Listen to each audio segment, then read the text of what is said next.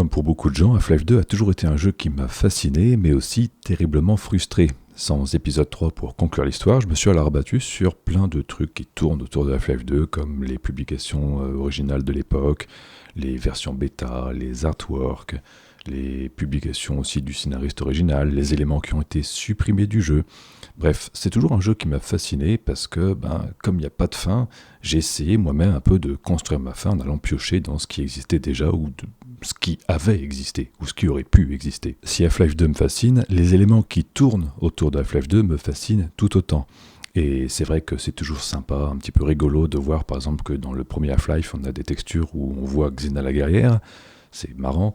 On peut aussi voir le contenu de la mallette du G-Man, c'est marrant aussi, mais c'est pas suffisant. Ce qui me passionne le plus, c'est de voir quelles ont été les sources d'inspiration de ce grand classique. Essayer de me mettre un petit peu dans la tête des créateurs à l'époque quand ils ont fait ce jeu. Comprendre quel a été le processus créatif de Kaylee Bailey quand il a fait les effets sonores et les musiques du jeu, quelles ont été les nouvelles de science-fiction qui ont inspiré Mark Laidlaw. Pour moi, c'est vraiment la partie la plus intéressante. Quand on prend conscience qu'un élément important du scénario vient en réalité d'une vieille nouvelle de science-fiction, on finit un petit peu par se sentir proche des créateurs, on finit par avoir la même culture qu'eux, et on voit les choses sous un autre angle.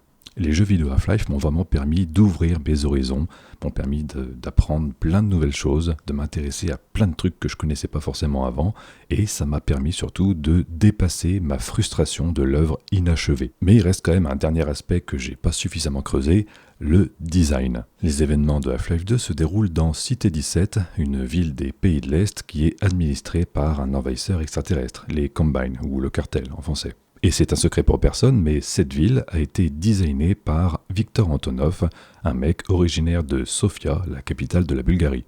Évidemment, Cité 17, ce n'est pas Sofia, mais on retrouve pas mal de choses de Sofia et des pays de l'Est en général dans cette ville fictive de Cité 17. Que ce soit Cité 17, ou alors la petite ville de Ravenholm, ou encore les canaux qui est autour, tout ça, ça vient de l'inspiration que Viktor Antonov a reçue là-bas. J'ai donc décidé de partir en Bulgarie pour aller voir de mes propres yeux ce qui avait pu inspirer le directeur artistique de Valve à l'époque pour créer Half-Life 2, Cité 17 et à peu près tout ce qu'on connaît aujourd'hui. Avant de partir, je tiens à préciser les choses, je ne m'attends pas à retrouver une sorte de copie-coller de Sofia en Bulgarie et Cité 17. Évidemment, c'est impossible, puisque c'est pas comme ça que ça fonctionne.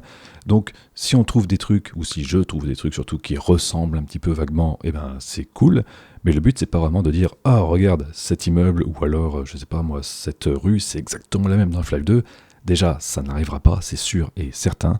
Et en plus, le but, c'est pas de trouver juste des éléments qui sont identiques, mais c'est juste de trouver un petit peu l'inspiration que le directeur artistique de l'époque a pu avoir parce qu'il venait de là-bas. C'est un peu me mettre à sa place. Je ne vais pas trouver la prison de Nova Prospect là-bas, ni croiser des Striders, enfin j'espère, mais en tout cas si on trouve des trucs qui ressemblent fortement, faut se dire que c'est juste de l'inspiration. Par exemple, la gare de Cité 17, elle est connue pour avoir été modélisée suivant la gare de Budapest et la gare du Nord à Paris. C'est vrai qu'il y a une grosse ressemblance, mais c'est pas pour autant qu'on va dire la gare de Cité 17, c'est celle de Budapest ou celle de Paris. C'est pas comme ça que ça marche. Ce qui est intéressant par contre, c'est de voir que cette gare qui a été modélisée suivant deux gares qui existent vraiment, Viktor Antonov a habité dans ces deux villes. Il habitait à Budapest et il habitait pas loin de Gare du Nord à Paris. Donc moi, ce qui m'intéresse le plus, c'est pas de dire « Oh, c'est exactement la même chose », c'est surtout de dire « Tiens, il a été inspiré parce qu'il a habité là-bas pendant quelques années, parce qu'il s'est baladé et qu'il a peut-être pris les mêmes photos que moi je vais prendre,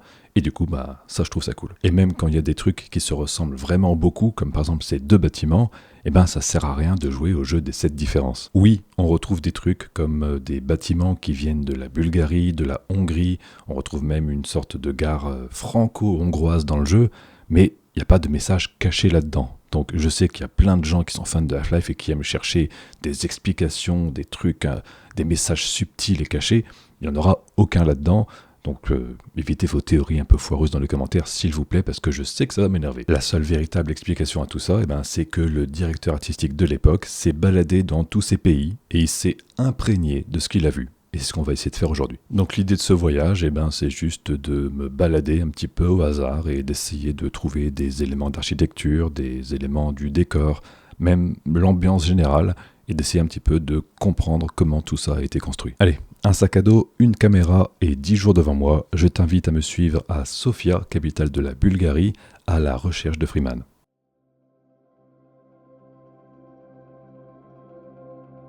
Après quelques heures de vol, nous voici arrivés et, pour être honnête, je ne m'attendais pas du tout à ça. La Bulgarie est entrée dans l'Union Européenne en 2007 et il s'est écoulé une vingtaine d'années entre Half-Life 2 et aujourd'hui. Je pensais donc que la plupart de ces vieux immeubles jaunes qu'on retrouve dans le jeu auraient été rasés et pourtant ils sont toujours là. Le centre-ville est particulièrement déroutant. On y retrouve les grands bâtiments administratifs bien entretenus à côté d'immeubles qui ont été bien conservés, mais aussi des bâtiments dans un très mauvais état, le tout entouré de graffitis, d'affiches collées et d'animaux errants. C'est d'ailleurs quelque chose qui m'a surpris là-bas, il y a beaucoup d'animaux errants. Certains sont clairement abandonnés et se nourrissent dans des poubelles, mais la plupart ont un propriétaire et vivent leur petite vie en se baladant tout seuls dans la ville ou en restant allongés sur le trottoir toute la journée. De manière générale, Sofia reflète beaucoup ce qu'on peut trouver dans Cité 17. Même après toutes ces années, il semblerait que l'aspect de la ville n'a pas vraiment changé. Évidemment, la ville est assez moderne, il y a des centres commerciaux, des fast-food, un stade, des parcs, de la publicité, des grandes marques, ils ont aussi un métro, des musées, et il y a beaucoup de nouveaux bâtiments en construction.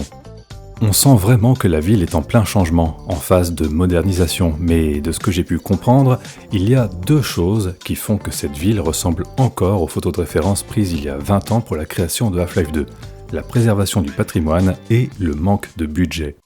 Il est évident qu'ils ne vont pas raser tous les vieux bâtiments historiques, donc ils les restaurent, ça fait partie de leur patrimoine, de leur culture, c'est normal de vouloir les conserver et ils ont bien raison. Mais d'un autre côté, tout ce qui n'a pas d'intérêt à être restauré pour eux, ça n'est pas démoli, parce que ça coûte trop cher. On obtient donc un curieux mélange et partout dans la ville, on peut voir un bâtiment exceptionnel, avec de l'autre côté de la rue un vieil immeuble, parfois une ruine ou alors un bâtiment abandonné. Et des bâtiments abandonnés là-bas, il y en a à la pelle. On en trouve à travers toute la Bulgarie, pas seulement à Sofia, souvent abandonnés parce que devenus inutiles et trop chers à démolir, mais aussi parfois pour des raisons plus obscures.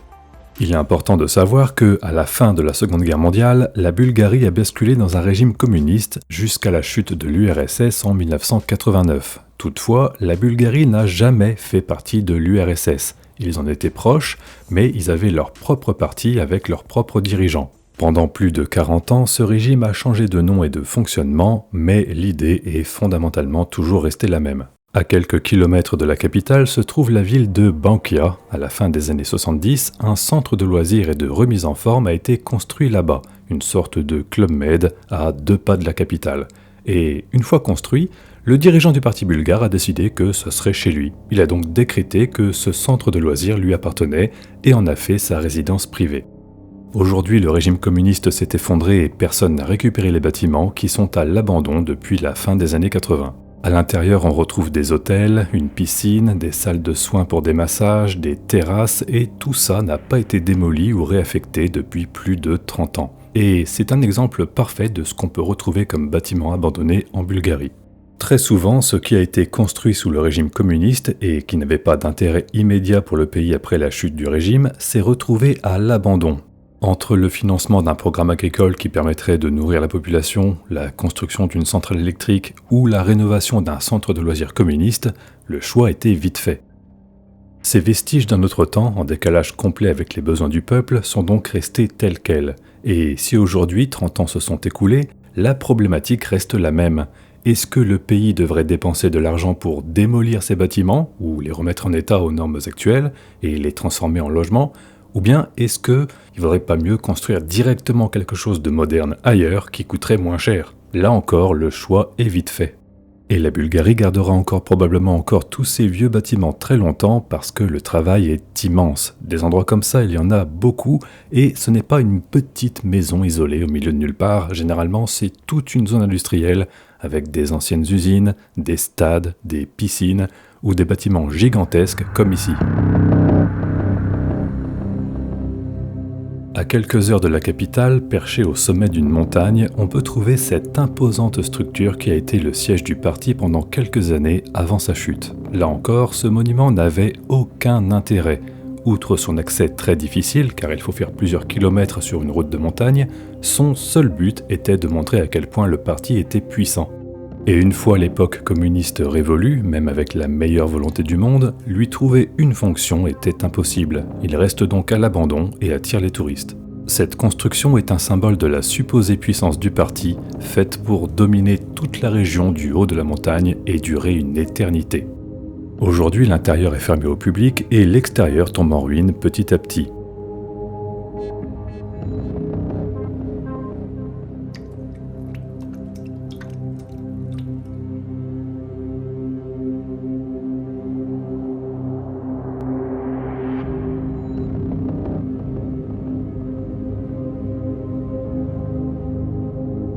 Collé au bâtiment principal en forme de soucoupe, on peut voir une immense tour avec une étoile, et c'est ce genre de monument qui permet de mieux comprendre les influences du lead designer de Half-Life 2. L'architecture soviétique est connue pour être très monolithique, et forcément c'est une influence qu'on retrouve un peu partout dans le pays. Par exemple, il y a beaucoup d'obélisques, c'est quelque chose d'assez rare chez nous, mais là-bas c'est commun.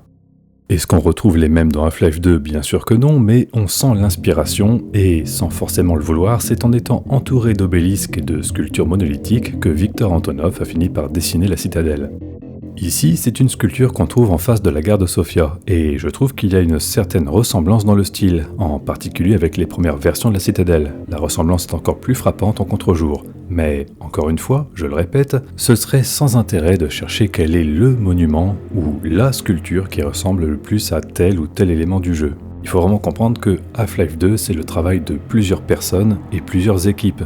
Et l'équipe de designers, elle répond aux besoins des autres. Ce ne sont pas eux qui décident de tout ce qu'il y a dans le jeu. L'équipe de designers, elle est composée de Viktor Antonov, originaire de Sofia, grandement influencé par l'architecture qu'on retrouve là-bas, mais aussi d'autres personnes qui n'y sont jamais allées et qui ont travaillé avec les références qu'on leur a fournies. C'est pour ça que quand il s'agit de design général, on retrouve des éléments caractéristiques qu'on a pu voir dans les images de référence, comme les structures pour accrocher des enseignes, les petits balcons, les murs jaunes, les briques apparentes, la peinture écaillée, les toitures en zinc ou en tuiles rouges, les barreaux aux fenêtres, les coupoles, les poteaux avec des rayures noires et blanches. Tout ça, c'est le travail des artistes qui ont utilisé des références pour créer Cité 17, donc ça ressemble beaucoup à Sofia. Mais quand il s'agit de création pure comme la citadelle, c'est l'influence de Sofia qu'on retrouve sous le coup de crayon de Viktor Antonov, le directeur artistique. Je sais que ça peut paraître un peu barbandi comme ça, mais je tiens vraiment à ce que tout le monde comprenne bien que cette sculpture, par exemple, n'a probablement jamais été une source d'inspiration directe pour créer la citadelle. Il est possible qu'elle ait influencé, avec d'autres sculptures du même genre, la vision d'artiste du designer, mais rien de plus. Et c'est tout le but de ce voyage, partir à la recherche de l'influence que cette ville et ce pays ont pu avoir sur le design du jeu. Au niveau de sa composition, la ville de Sofia ressemble beaucoup à Cité 17. En se baladant là-bas, on a un peu l'impression de parcourir les maps et les modèles du jeu. On l'a vu, dans le centre-ville, on va retrouver des bâtiments qui nous semblent familiers. Ceux avec lesquels on est en contact direct dans le jeu. Et si on tourne un peu la tête pour s'éloigner du centre, comme dans le jeu, on va apercevoir ces énormes immeubles. Je dois avouer que c'est assez déroutant de voir une skybox dans la vraie vie. Ces immeubles sont vraiment très proches du centre-ville, font tout le tour et semblent ne pas avoir été rénovés depuis la fin des années 80 à l'effondrement du communisme. On retrouve exactement les mêmes couleurs que dans Half-Life 2, le même design et le même état d'usure, si on peut encore parler d'usure à ce niveau-là. Sincèrement, avant de partir là-bas, je pensais qu'il n'y en aurait plus, ou alors seulement une poignée peut-être repeints ou fermés, mais tous ces immeubles sont encore habités et dans leur état d'origine. Et vu leur taille et leur nombre, on peut raisonnablement penser qu'ils feront partie du paysage de Sofia pendant encore quelques années. Au pied de ces immeubles, l'ambiance est particulière. On trouve parfois des immenses statues qui n'inspirent pas vraiment confiance, encore plus de graffitis, et même si c'est habité, on a l'impression que c'est abandonné. La végétation pousse n'importe où, n'importe comment, et pour le coup, je ne l'explique pas. Je peux comprendre qu'habiter dans ce genre d'endroit n'est pas très agréable et que sans argent, on ne peut pas faire grand-chose, mais j'ai vu des choses là-bas qui me laissent penser que ces quartiers ont été délaissés par le gouvernement et leurs habitants eux-mêmes. Pour éviter d'avoir trop de problèmes, je n'ai pas été filmer certains endroits qui sont clairement hostiles aux étrangers, mais j'ai vu des choses que je n'explique pas. Les gens que j'ai rencontrés là-bas m'ont dit que le plus gros problème de ce pays, c'était la dépression. Beaucoup d'habitants vivent sans perspective d'avenir, Pour faire simple, ils en ont plus rien à foutre. Ça ne s'applique évidemment pas à tous les Bulgares, j'ai rencontré des gens super optimistes, sympas et ouverts là-bas, mais c'est vrai que c'est ce qui ressort de mon voyage. J'enlève la parabole de mon balcon, mais je laisse le câble pendre le long de la façade. Après tout, dans l'état que c'est, ça ne fera pas une grande différence. Et c'est l'accumulation de ce genre de mentalité qui fait que ces immeubles et d'autres habitations semblent abandonnés. Rares sont les locataires ou les propriétaires à en prendre soin. On peut parfois tomber sur la carcasse d'une vieille voiture soviétique qui semble ne pas avoir bougé depuis 20 ans sans que personne ne décide de l'emmener à la ferraille. Il reste d'ailleurs encore quelques vieilles voitures comme les Lada ou les Trabant en circulation, mais elles sont devenues aussi rares qu'une 205 en France. Ce n'est pas exceptionnel d'en voir rouler, mais peu commun. La plupart du temps, elles sont entreposées au pied des vieux immeubles ou bien à l'abandon dans un jardin, et le plus frustrant, c'est que personne n'a de gravity gun pour jouer avec. Bref, après avoir marché plus de 300 km à la recherche de Freeman, je peux t'assurer que cette ville ressemble énormément à Cité 17. 9 fois sur 10, quand on regarde quelque part, on trouve un élément familier, même quand on va chez McDonald's. Bien sûr, ce n'est pas la seule ville de l'Est à avoir ce style, ça se retrouve dans d'autres villes en Bulgarie et dans d'autres pays, mais cette petite balade m'aura vraiment permis de mieux comprendre comment est née Cité 17. Oppression, dictature, du béton partout, des enchevêtrements de câbles, des constructions gigantesques, de la précarité, des habitants dépressifs, je ne dis pas que Sofia ressemble à Cité 17 sous domination Combine, mais en enlevant toutes les enseignes familières dans les rues, en remplaçant toutes les voitures modernes par des Lada et en réinstaurant le communisme, je pense qu'on n'en serait pas loin. Et c'est cette époque et cette Sofia qu'Antonov a dû connaître. J'imagine que pour lui, sa ville natale compte beaucoup et qu'il n'a pas mon regard de français dessus. Je veux pas parler à sa place, mais quand j'étais là-bas, je n'ai pas pu m'empêcher de faire le parallèle. Il y a vraiment quelque chose de fort qui se dégage de cette ville. Un autre point commun entre Cité 17 et Sofia, ce sont ses canaux. Dans le chapitre 3, intitulé Itinéraire canal, ou Route canal en version originale, on passe par des canaux qui semblent traverser la ville et s'étendre tout autour, reliant différentes zones industrielles. À l'intérieur de Sofia, on trouve de nombreux canaux qui servent à acheminer les eaux usées ou les eaux de pluie, et à l'extérieur de Sofia, on retrouve beaucoup d'endroits comme ceci. Autour de Sofia et dans toute la Bulgarie, il y a énormément de lacs, mais ce sont des lacs artificiels. À l'époque du communisme et de l'essor industriel, le pays avait besoin d'eau pour ses usines, pour refroidir les machines ou tout simplement pour être directement utilisé dans le processus de production. La Bulgarie a alors créé des lacs artificiels et des barrages, inondant parfois des villages entiers juste pour obtenir l'eau qui permettra aux usines de tourner. Très souvent, on retrouve donc ce genre de lac avec un petit barrage collé à côté. Ce que tu vois ici, ce n'est pas un canal à proprement parler, mais plutôt un système de drainage, et sachant qu'on en voit partout, là encore c'est difficile de penser qu'ils n'ont pas servi d'inspiration pour cette partie du jeu. Encore une fois, je me dois de le répéter parce que je sais que beaucoup de gens vont se faire des idées, ce genre d'endroit, qu'on peut apercevoir un peu partout autour de la ville, a peut-être servi d'inspiration uniquement. Ils n'ont pas été intégrés dans le jeu pour recréer Sofia en 3D. Les développeurs avaient peut-être déjà prévu tout un chapitre qui se passerait sur l'eau et choisi des canaux pour rendre la progression linéaire et éviter aux joueurs de se perdre, et c'est uniquement quand il a fallu faire le design de tout ça que ce genre d'endroit a été une source d'inspiration. Mais là encore, on voit bien une certaine ressemblance avec ce qu'on connaît dans le jeu vidéo. Avant de conclure, j'aimerais aussi faire quelques comparaisons avec Cité 17 de Half-Life Alyx. Pour son nouveau jeu, Valve n'a pas refait appel à Antonov pour le design, mais il était déjà bien établi que cette ville fictive était une ville des pays de l'Est et que les références utilisées à l'époque provenaient principalement de Sofia. Il était donc tout naturel que pour ce dernier jeu Half-Life, l'équipe de designers reprenne des références de là-bas comme les poubelles. Elles sont identiques et c'est intéressant de noter que ces poubelles, on ne les voit pas dans Half-Life 2. On voit uniquement des gros containers en métal vert. Malheureusement, je ne suis pas expert en poubelles, mais cela signifie peut-être que ces poubelles, qu'on trouve actuellement à Sofia et qu'on retrouve dans Half-Life Alyx, ont peut-être été largement mises en service après la sortie de Half-Life 2. Ce qui expliquerait pourquoi on ne les voit pas dans Half-Life 2, parce qu'elles n'existaient pas encore, ou très peu répandues, et ne faisaient pas partie des références pour les artistes. Il est donc possible que cette poubelle soit un anachronisme entre les deux jeux. Half-Life Alyx se passe avant Half-Life 2, donc si ces poubelles ont été mises en circulation après, elles ne devraient être dans aucun jeu. Mais là encore, Cité 17 n'est pas Sofia, c'est une ville fictive, et à partir de ce moment-là, on ne peut pas vraiment parler d'incohérence ou d'anachronisme.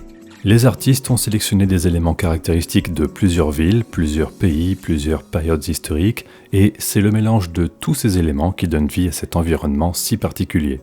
Dans les autres références facilement reconnaissables, on a les téléphones publics. Là encore, ils sont quasiment identiques. Ils sont d'ailleurs assez difficiles à trouver, la majorité a été vandalisée. Il en reste quelques-uns en état de fonctionnement dans les rues, mais souvent tagués ou abîmés. Pour en trouver des propres, il faut aller à l'intérieur de certains bâtiments publics. Ce téléphone, par exemple, se trouve dans la gare de Sofia, et qui sait, c'est peut-être celui-ci qui a servi de modèle pour faire ceux qu'on retrouve dans Half-Life Alyx.